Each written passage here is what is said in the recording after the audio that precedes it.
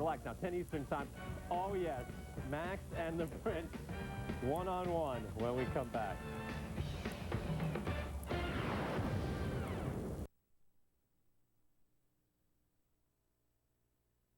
Digging the life. That's for your life. You've seen shots of McGrady's house in the promos. That is the life. You assume he can afford that after the contract? With yes, indeed. Meantime, a guy who makes a lot of money as well. Prince Naseem Hamed. This is brilliance in Hamed's fight game. Going to be a super fight April 7th against Marco Antonio Barrera. Interesting. This week, I guess, they're getting ready for this one already.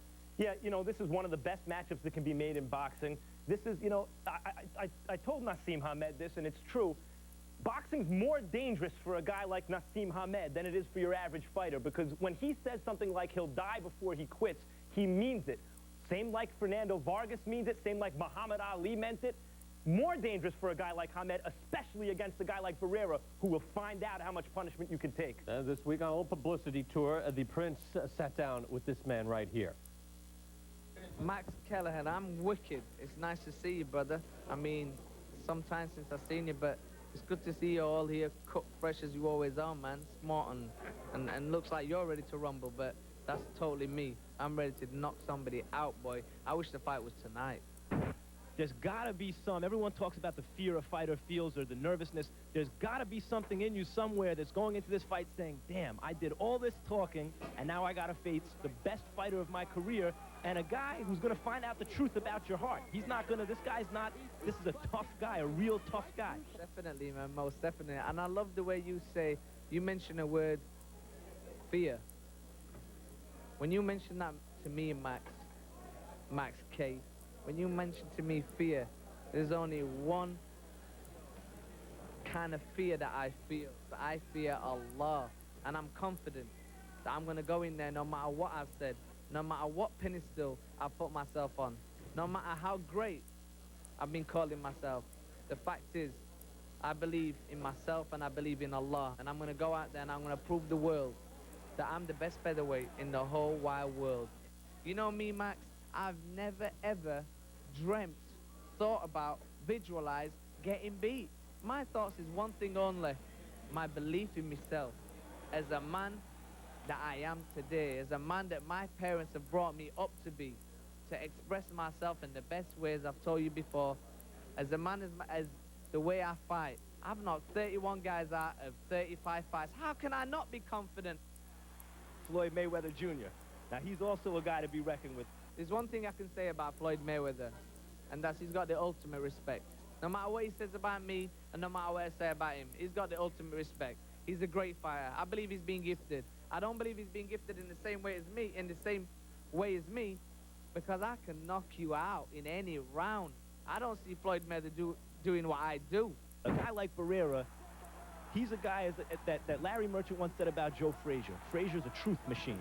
He brings out the truth in people. Now, you're a tough guy. You've shown it throughout your career. You have a lot of heart. You're fighting for something larger than yourself. It shows. You put yourself out there and you force yourself never to quit. But how can someone want to go in the ring with a truth machine? You know he's going to find out what's inside. That means he's going to hurt you. He's going to find out how you respond when you're hurt. How do you prepare yourself to go in a ring where you're thinking, I've got to be prepared to get hurt now? I mean, the chances are you're going to get hurt this fight. Max, have you finished yet? Can I go now? Can I go now? What I'm trying to tell you is this. No matter what this guy brings to the table, no matter how dangerous this fight is, boxing is dangerous. Life is dangerous. It don't matter who the guy is. I could be fighting King Kong, and I don't care. I don't fear man. I fear Allah. It don't matter what he brings to the table. It don't matter how good he is. It don't matter how strong he is. It doesn't matter how consistent he is, because I'll tell you, I know how to win. I truly know how to win, and I've proved that, Max. And yeah, this may be a different guy, and I haven't boxed this guy before, but I'll tell you, there's going to be a knockout. One of us is going to get stretched. Well, you like the Prince, clearly. Yeah, you know, and I mentioned he's fighting for something larger than himself. I was in the Garden the night he fought Kevin Kelly, a classic fight, a great fight. Never once during that fight, and Kelly came close to beating him, did I feel like Hamed was actually going to lose. And Kelly's from New York. I was rooting for him against the British guy, you know. I never felt like Kelly was going to lose, because I feel like Kelly's fighting for himself and his family, and I feel like Hamed's fighting for something larger than himself. for the whole Arab world, for Islam, not only for himself and his family, just like Ali did, just like Holyfield does. A tremendous talent to go along with it as well. No question about it. Bring in Teddy Atlas right now. Teddy, I loved it when he went up against Augie Sanchez, and he had been hurt in that fight, stood right in front of him and just said, let's see what you got. You got to admire the fighting spirit in the Prince. And the power. Punches, you hear me say it all the time, punches are born, they are not made. And he's a born puncher. When it comes to natural power, he can really punch. He even does it the wrong way, stepping back off the wrong feet, not being set, and he still has power. There's no doubt about it. This should be a good fight. Barrera, let's not forget, Barrera was knocked out once. He was knocked out by Junior Jones with the right hand. Now, he's made some adjustments since then. He used to lead with that left hook. He thought he was invincible. There's a lot of guys out there that have gone through that problem. And when you lead with your left hook, there's a chance you're going to get beat with the right hand. Well, he got beat with the right hand. He's made some adjustments. He doesn't lead with that left hook so much.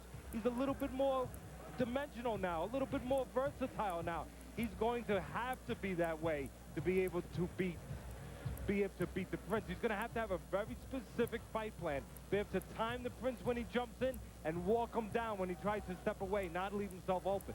All right, Teddy, thank you very much. And, of course, you know, Floyd Mayweather wants a piece of the Prince, and we'll fight him at a catchweight. I don't know if the Prince really wants to go up there. We were talking about that with him. At least you broached the subject with him at that. And Jesus